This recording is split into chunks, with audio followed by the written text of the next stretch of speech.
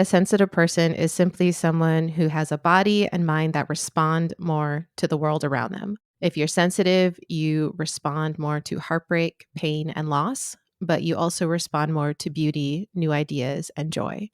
So your mind and body go deep where others might only skim the surface. Welcome to Season of Stuck, the podcast that takes a deep dive into the all too human experience of feeling stuck. I'm your host, deBara, and on this podcast, we explore all things stuck. How and why stuckness happens, what it feels like, how to learn and grow from it, and ultimately, how to get unstuck and move forward in an authentic, empowered way. If you are looking for insights, support, and community as you make your journey from stuck to unstuck, you're in the right place. Now, let's jump into today's episode.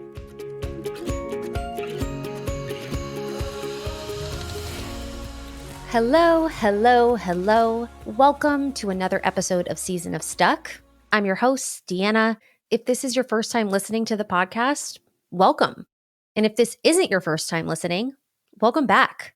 I am so happy that you are all here. And my goal is that while you're here, you will find something, some insight, some idea, some little nugget of truth that will help you on your journey from stuck to unstuck. So thank you for letting me be a part of that journey. So, as I have alluded to on the podcast before, I am a person that has grown and changed a lot in my life. In fact, when I look back, I sometimes feel like I have lived multiple lives. Each phase has been so different. And when I've moved from one phase to the next, it's always been as a completely different person. I've changed careers, hobbies, cities, preferences, relationships, habits. I've even changed parts of my personality. For example, I used to be a person that was constantly on the go. I would fill my calendar with back-to-back activities and social situations with zero breathing room in between. And I loved it. I thrived, feeling like I was making the most of every moment. But now, just saying that sentence makes me feel exhausted. Now, I still love activities. I still love socializing. But these days, bouncing from one thing to another is an absolute no-go. I need time. I need space. I need room to breathe. And today, making the most of every moment includes many, many moments in bed with my dogs. But there is one thing that, through all of my many phases and changes, has stayed consistent, stretching all the way back to my early memories as an itty-bitty Deanna. And that is that I am sensitive. I am a person that is sensitive in many different ways. Like, I am very sensitive to other people's emotions. I will notice what to others might be an imperceptible shift in someone's mood, and then we'll immediately try to figure out what might have made that person upset and how I can make them feel more comfortable. I'm also very sensitive to rejection. It's certainly not my favorite thing about myself, but the truth is my feelings are easily hurt, and it doesn't take much for me to feel left out or like people don't actually like me or want me around, which is embarrassing to admit, but is true. I'm also super sensitive to my surroundings and environment. I get inspired being in a place that is clean and organized. And on the flip side of that, I get completely overwhelmed when things are cluttered and out of place, to the point where it can be hard to get things done. And sometimes all of this sensitivity can make me feel stuck. Being a sensitive person in a not always sensitive world can often make me feel like there's something wrong with me. Like I shouldn't be so affected by things and should just learn to toughen up and deal with it. But being sensitive can also be a really beautiful thing. I like the fact that when I feel things, I really feel them. Like I can cry, happy tears, just thinking about how much I love my dogs or how lucky I am to be surrounded by the greatest humans a person could ever want in their life. And being sensitive to other people's feelings has helped me build deeper, stronger connections. And those connections are honestly the foundation of my life. I've been wanting to lean more into the beautiful side of sensitivity versus the what is wrong with me side of sensitivity. And that is what brought me to today's guest. Jenn Granneman is the founder of Introvert Dear, the world's largest online community for introverts. She's also the co-author of Sensitive, the hidden power of the highly sensitive person in a loud, fast, too much world. A guide to embracing sensitivity as a strength and using it as a way to enhance all of the most important areas in your life, like intimate relationships, work, leadership, or parenting. In our conversation, Jenn and I talk about all things sensitive, like how and why sensitive people can get stuck, the different ways sensitivity can manifest, why sensitivity is actually a superpower and the gifts that it can bring, and how to learn to embrace your own sensitivity as the strength that it is and get unstuck in the process. Let's jump into my conversation with Jenn.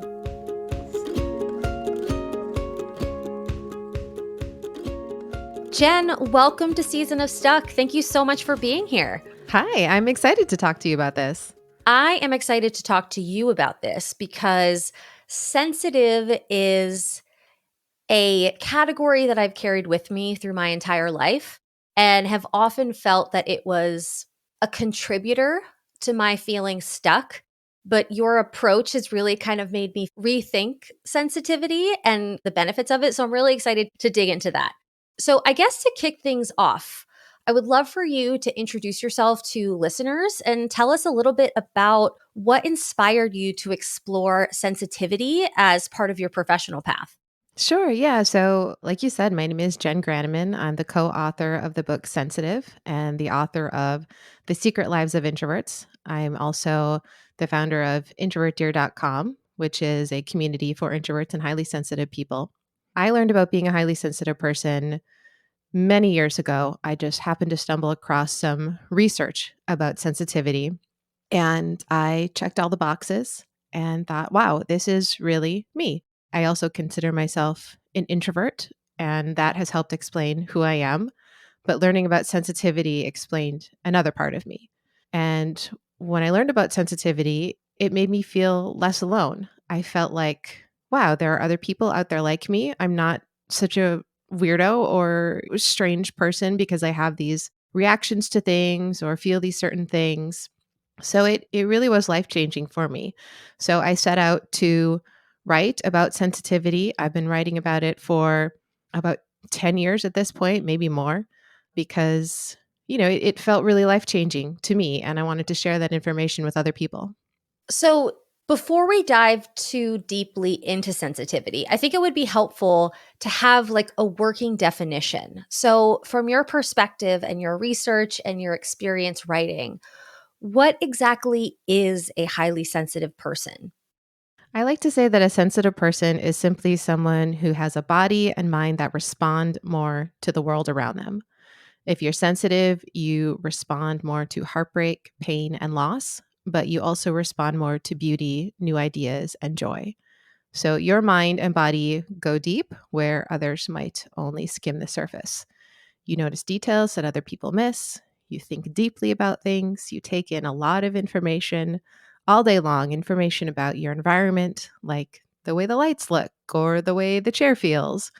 You also take in information about the people around you. That person looks a little sad today, or, they said that thing this way, they said it with a smile, but I could see something in their eyes that made me think that's not really what they meant.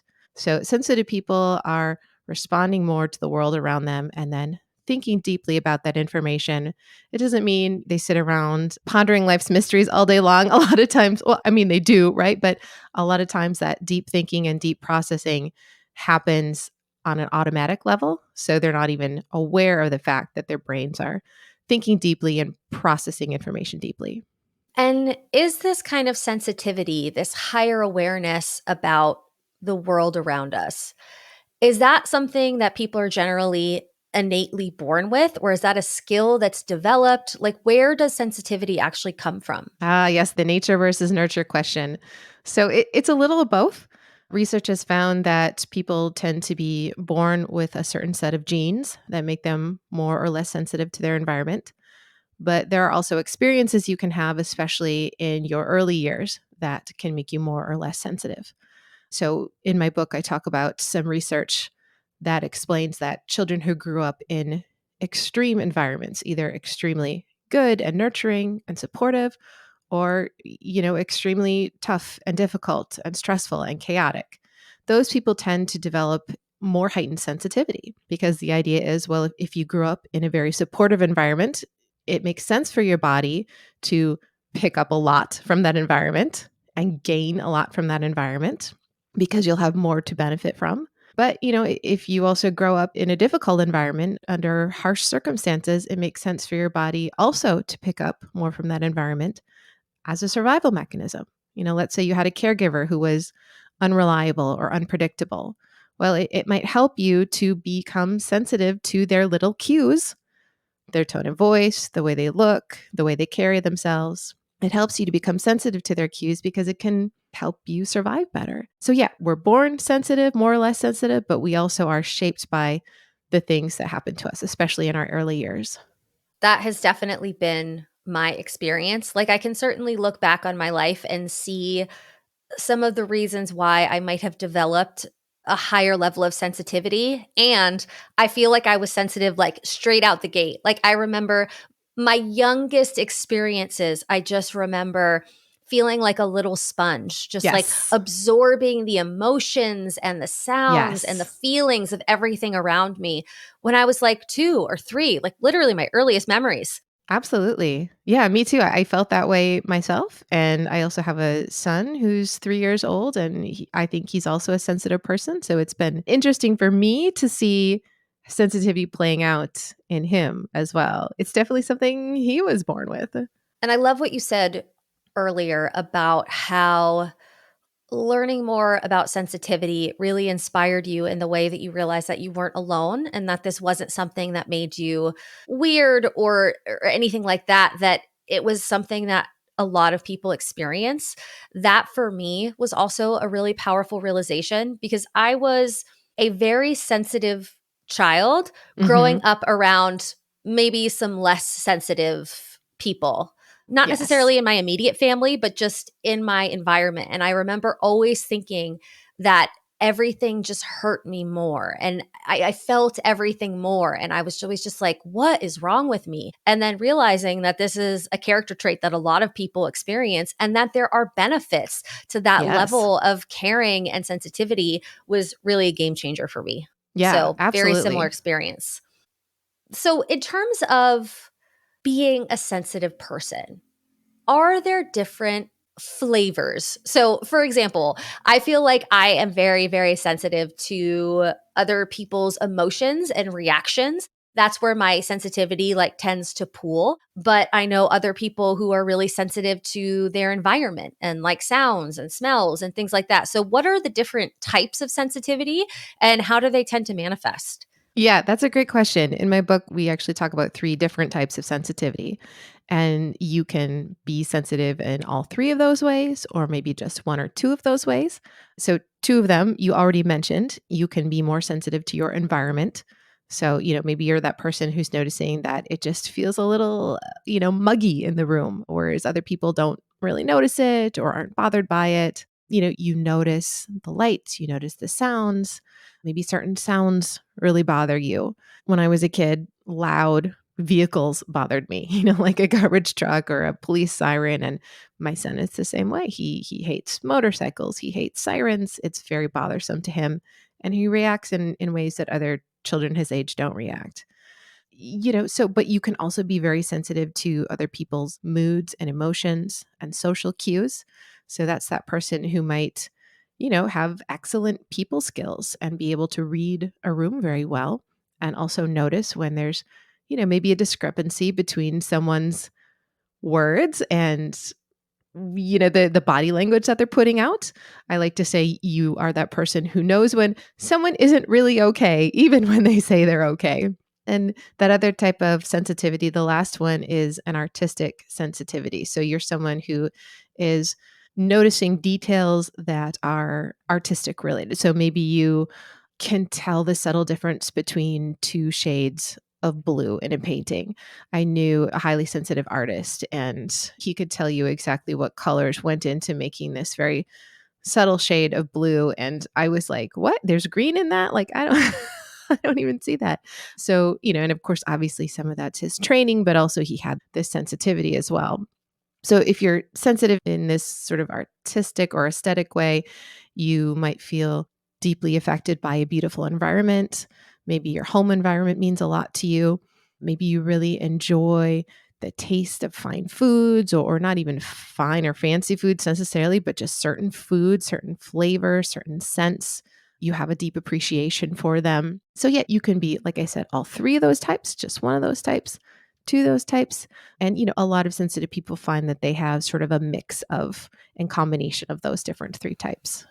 Before I was exposed to your work, I was very aware of the first two types in my personality, but not the third. And then when I read about this kind of like artistic sensitivity, I always thought I was just high strung about my environment. Like everything Mm. has to be in its place. Like I just thought I was like a clean I'm the freak. same way. But then I realized it's because I am so affected by my surroundings that if there is, Yeah. for example, if like I'm looking at my desk and it's fully cluttered, then I feel cluttered.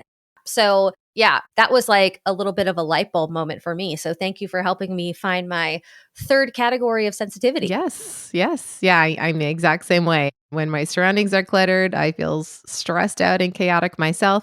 And of course, everybody feels that to some extent. But if you're a sensitive person, that you feel it even more. It becomes even more of a roadblock to you if, there's clutter around and you're feeling stressed out. So, this is a podcast about feeling stuck, right? And I think that there is an element of we are sensitive people, like we and other sensitive people out there are living in a world that isn't always so sensitive, that can Right. feel overwhelming.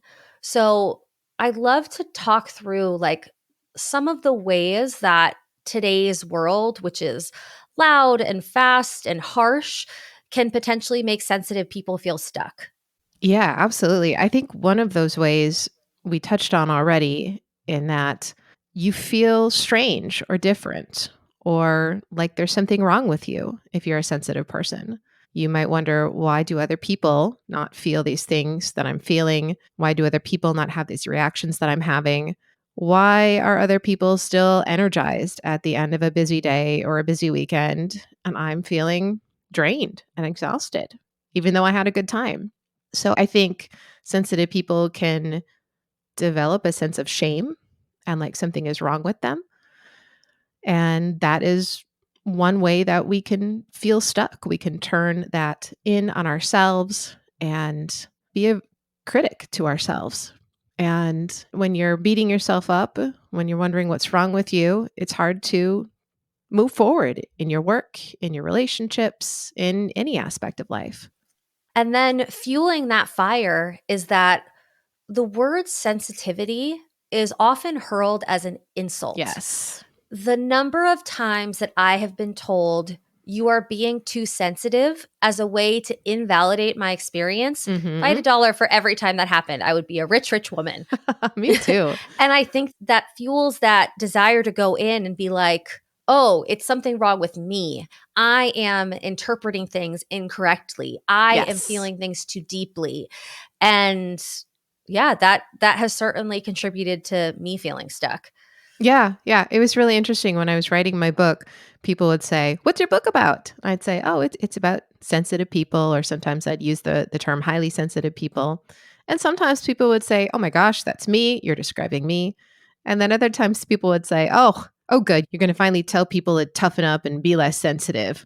Or, we sent a draft to someone and she read it and she thought, "Wow, I'm a sensitive person. I'm going to share this with my boyfriend. I think he's a sensitive person too." She shared it with her boyfriend and he was like, "Oh my gosh, I'd be so offended if someone called me sensitive.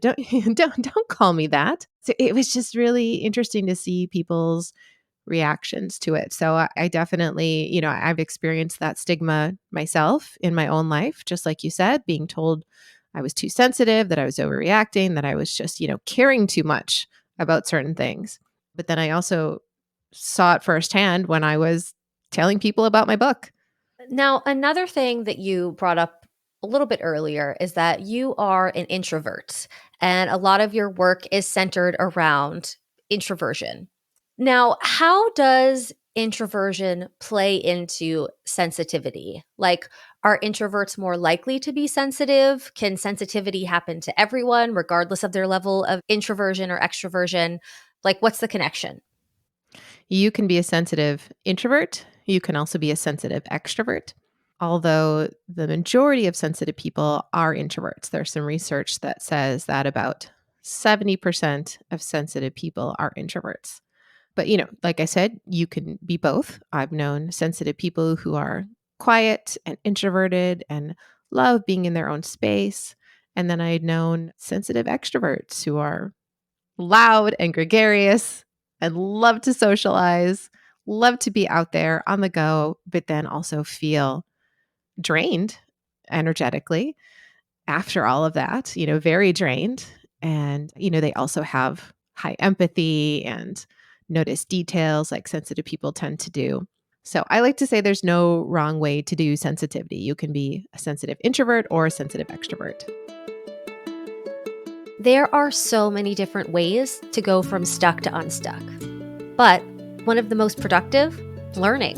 Learning something new can help you expand your skill set and find new interest, and in the process, help you get unstuck. And if you want to learn something new, you will definitely want to check out Skillshare. Skillshare is an online learning community that offers thousands of classes designed to help you learn, grow, and tap into your creativity, all of which can help you make the journey from stuck to unstuck. And right now, Skillshare is offering a free month to new members. If you want to access Skillshare's entire library of classes and get the education and instruction you need to shake off the stuckness, just visit seasonofstuck.com/Skillshare and sign up for your free trial today. Again, that's seasonofstuck.com/Skillshare. Well, that was a game changer for me in understanding. Like, I feel like there are so many misconceptions about what it means to be an introvert or an extrovert. I Mhm. thought my entire life that I was an extrovert because I enjoy being around people and I'm social and I like connecting and I'm talkative and all of those things. But I actually think that I am like an extroverted introvert because once I Mhm. do those things, in order to charge my batteries, like, you need to leave me alone for a while. Like, I Yeah. am Yeah. going in a room and shutting the door, and that's the only way that I can kind of fill up. So, Yeah, I get that. Yeah, there's introversion and extroversion, just like sensitivity. It exists on kind of a sliding scale. So you can be very introverted or just mildly introverted or very extroverted or just mildly extroverted. And, I think different situations and different people bring out our introversion or extroversion a little bit more. There's certain people I feel energized to be around, even as an introvert. And then there are people that I feel very drained to be around. And, the same thing with certain environments too. Yeah. So we're never perfectly one way or the other. We're never perfectly an introvert or perfectly an extrovert. It's, we can definitely be a mix. But yeah, I like that term extrovert and introvert. I would say that probably applies to me too, because I love the people in my life. I love to have those deep and meaningful connections. I feel lonely and I feel, just not at my best if I haven't had time with my people. But at the same time, it's like, oh my gosh, I need to be alone as well. I need my alone mhm. time. I'm looking forward to this weekend. I've got some alone time coming up. I very much need that quiet time to myself too. 100% same. Okay, so introvert, extrovert, something in between. If you're a sensitive person, we've talked about some of these kind of misconceptions or ways that sensitivity can be framed as a drawback or something negative. But in your book, you talk about how sensitivity can actually be a superpower. So, from your research, from your experience, what are some of the gifts of sensitivity? Yeah. So in my book, we talk about 5 gifts of sensitivity. The first one is creativity. If you're a sensitive person, your brain takes in information, it thinks about it deeply. And one product of that is you make connections that other people might not make. So sensitive people tend to be very creative. And, when we're talking about creativity, we might mean they paint or they make music or they write, but we also might mean they come up with a novel way to program something, coding or just coming up with a creative solution to a problem. So that creativity can show itself in a lot of different ways, not just the arts. Sensitive people also have a lot of empathy. So they feel emotions deeply. They also, really feel it when other people are suffering or in need of help. This empathy can be painful at times. If you're a sensitive person, you know that it hurts to feel other people's stress and pain, but that empathy can also make you very, very warm, very compassionate, and, be the person who steps up and helps those in need or steps in and makes a difference when people are suffering. There's another gift called sensory intelligence, and that's the idea that you are very in tune to your environment. So, athletes tend to have to develop very good sensory intelligence because they have to know where the ball is going to be or what their teammates are doing. So that can give you an advantage just to see those details and be able to predict what's going to happen next in your environment. The next one is depth of emotion. And that basically means you feel things deeply. And again, if you're a sensitive person, it sucks sometimes to feel things deeply, right?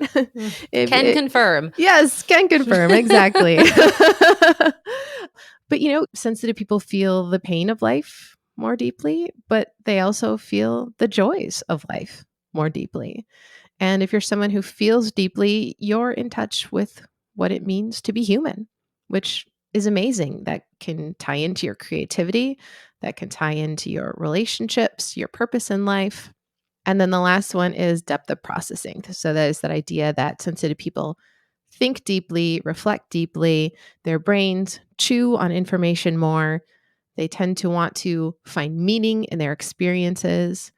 And they do this often without even realizing it. Their brains just go deep and think deeply without even realizing it. So, if you're tired at the end of the day, I mean, right, all of us get tired at the end of the day. But if you feel that fatigue at the end of a busy day, your brain has been working very hard if you're a sensitive person, probably without you even realizing it. So, creativity, empathy, sensory intelligence, depth of emotion, and depth of processing. Yes. Those are gifts, those are Yes. benefits. And when I think about the way that I want to move through the world, those are all things that I want in my arsenal. Yes. Absolutely. Me too. I think sensitive people have what our world needs. There's a lot going on in our world, and I won't go too deep down that topic, but our world needs sensitive people.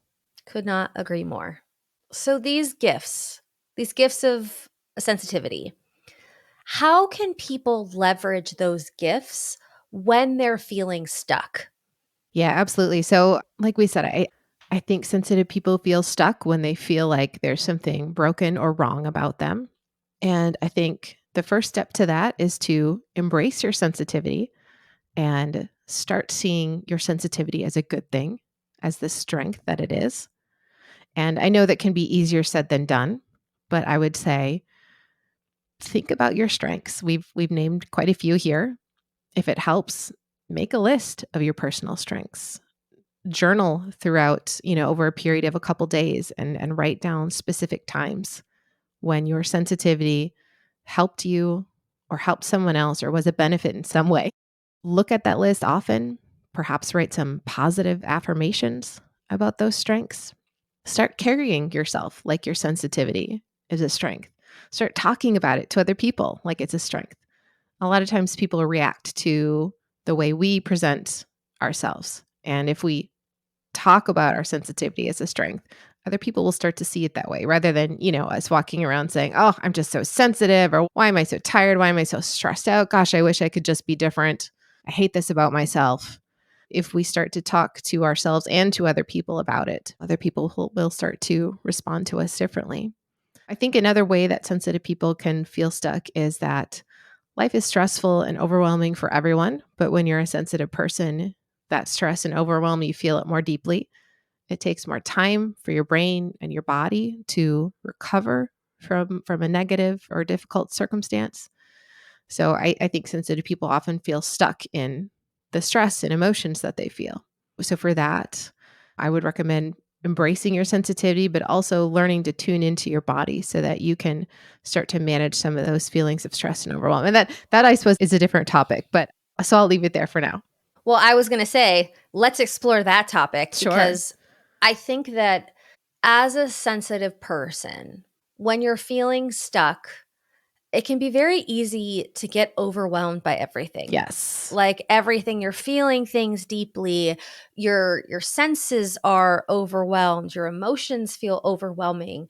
And in those moments it can be really hard to get unstuck if you don't know how to fill your cup and take care of yourself. Yes. So, for highly sensitive people, when they're feeling stuck or when they're not feeling stuck, what are some strategies they can use to take care of themselves in a way that supports their sensitivity? Yeah, that's a great question. I think there's a lot of things we can do. Self care is important. Learning emotional regulation is important. Surrounding ourselves with the right people who are also emotionally regulated is important because we are going to pick up on their emotions. If you're always around people who are chaotic and stressed out themselves, that's going to affect you. But I like to say a good first step is to tune into your body, see if you can prevent those feelings of overwhelm or stress before they snowball. I think a lot of times sensitive people have been taught to tune out to their body and their feelings because we've been told you're too sensitive, you're overreacting. You're caring too much about this issue. So in a way, we've sort of stopped tuning into our body's cues and emotions. Our emotions and our bodies are telling us things all the time. So if you're someone who feels you have purposely tuned out, I mean, I certainly went through that. I had to go through a process of learning to tuning back into myself. And, it's still not perfect, but take time throughout the day to check in with yourself. Ask yourself how you're feeling. Ask yourself what physical sensations you're feeling in your body. Ask yourself what images come to mind. Check in, see how you're doing, and then that check in can form the basis for what you do next. Do I need to take a 5-minute break? Do I need to think about how a boundary of mine has been crossed by someone? Do I need to think about how to approach a situation differently? But I think the first step is to get back in tune with our own bodies and emotions and see and hear those messages that it is telling us. That doesn't mean you act on every single message, right? Emotions are data, they're information. We don't necessarily do everything our emotions tell us to do, right? But those messages at least deserve to be heard. That's beautiful. Now, I think it can be helpful to speak directly to people who are experiencing these things. So, for anyone listening who feels like they are a highly sensitive person and is feeling really stuck by their sensitivity and their reactions or the way that the world reacts to them, what advice or insight would you share with them to help them embrace their sensitivity and wear it as a badge of honor and not something that holds them back? I would tell them that your sensitivity is your greatest strength. Sometimes it can feel like your greatest obstacle, but it is truly your greatest strength because you can do things that other people can't do. You can do things that less sensitive people can't do. You notice more, you think more, you feel more, you react to more. And that is a superpower. That is what our world is lacking. Our world is lacking empathy and compassion and caring for other people. But you innately do that as a sensitive person. So focus on those strengths. Learn to manage those feelings of overwhelm, learn to manage the overstimulation and the stress. It's not easy, right? I mess it up every day myself, right? And I talk and I write about this and I still mess it up all the time. But it gets easier, it gets better the more you try. So your sensitivity is your greatest strength, even when it doesn't feel like it. Ugh, I love that.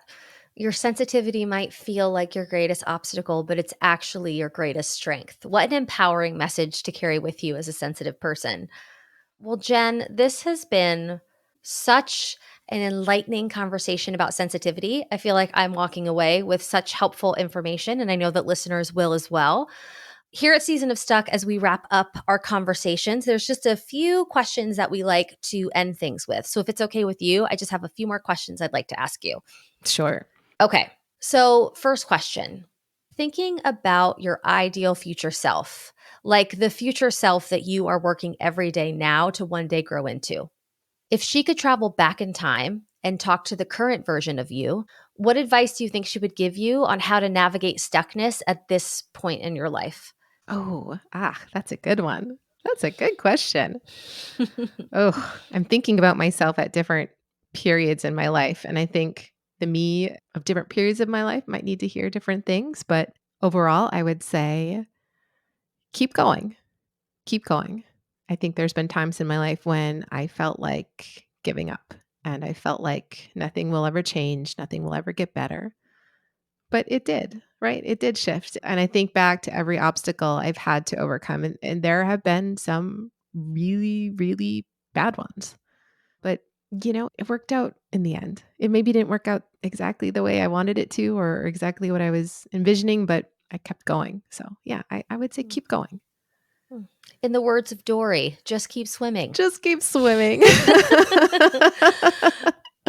I love thinking about like future and past versions of ourselves. I feel like it's the closest thing to time travel that we have. Oh, I love that. Like being able to travel back and talk to past versions of myself and give them the advice and the support that they needed. And Hmm. then also connecting with the future version of myself to get the support and advice that I need in the present moment. It's like having a time machine. It's amazing. Yes. Okay, so these next few questions are rapid fire. Ooh, ooh. Perfect for an introverted, sensitive person. We love rapid fire being put on the spot. Yeah, No great. pressure, no pressure. Just whatever the first thing that comes to your mind is for these questions, just say it out loud. Ooh, okay. All right. All right, here we Okay. go. Question 1. Favorite movie of all time? Back to the Future. Oh, that's such a speaking of time machines, that is a great movie. I watched it so much as a kid, and I was totally obsessed with the idea of time travel. Still am a little bit. It's such a fascinating idea. If I was ever going to have a time machine, I would want it to be a DeLorean. Absolutely. Okay, go-to coffee order. I like a good iced coffee. I know that iced coffee, it's having a moment. The iced coffee, Yeah. the cold brew, people Yeah. love it. I love cold brew. I make it in my house without milk.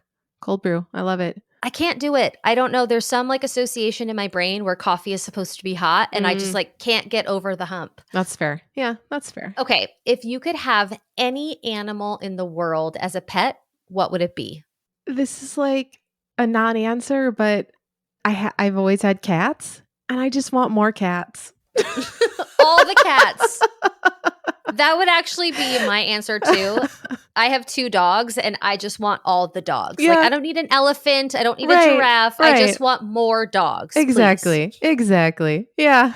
I don't need anything exotic, just more cats, please. Okay, and then last question. What is the best concert that you have ever been to? Oh, wow. Gosh, I've been to some good concerts. I'm gonna say a few years ago, I saw the Wallflowers for a Ooh. birthday, and, that was really big to me because I listened to the Wallflowers a lot as a teenager. So, seeing them as an adult and getting to see them in person was like, "Oh my god," all my, teenage crush feelings were just they all came right back. One Headlight is an iconic song. Exactly. One of the songs on the soundtrack of my life for sure. Yes. I realize, I'm probably dating myself now with my, movie and band references, but that's No, who I am. literally What can I do? every type of media I consume is from like 1996 or earlier. Yes. I don't know what's happening Yes. in the world of pop culture today. I'm like still watching, Are You Afraid of the Dark? Yes. Well, Jenn, this has been such an amazing conversation. Thank you so much for all of your insights. I know that all of the highly sensitive folks in the audience are, having their light bulb moments go off. If anyone listening wants to connect with you and learn more about your work, how can they do that? You can find me on pretty much any social media platform. I'm on Instagram and Facebook and X under my name, Jenn Granneman. You can find my blog at introvertdear.com. That's DEAR, like you're writing someone a letter, not like the animal, Introvert Dear. And you can find my books pretty much wherever books are sold, Sensitive and The Secret Lives of Introverts. Amazing. Thank you so much, Jenn, for being here. Thank you. This was such a lovely conversation. That's it for today. A huge thank you to our guests for their incredible insights, and a huge thank you to you, our listeners. We know that there are so many podcasts out there to choose from, and we are just so grateful that you chose ours. If you enjoyed today's episode, consider recommending the podcast to a friend or family member that you think would enjoy it. And to make sure that you never miss an episode, subscribe on Apple Podcasts, Spotify, or wherever it is you get your podcasts. And while you're there, if you loved the show, please consider leaving a 5-star review. It plays such a huge part in getting this podcast out to a wider audience and ultimately supporting more people on their journey from stuck to unstuck. And to keep in touch and access even more stuck-related content, follow us on Instagram at Season of Stuck and visit our website, seasonofstuck.com, where you can sign up to get episodes delivered directly to your inbox. Thank you again for being here. It is so, so appreciated. Until next time, I'm deBara, and you're listening to Season of Stuck.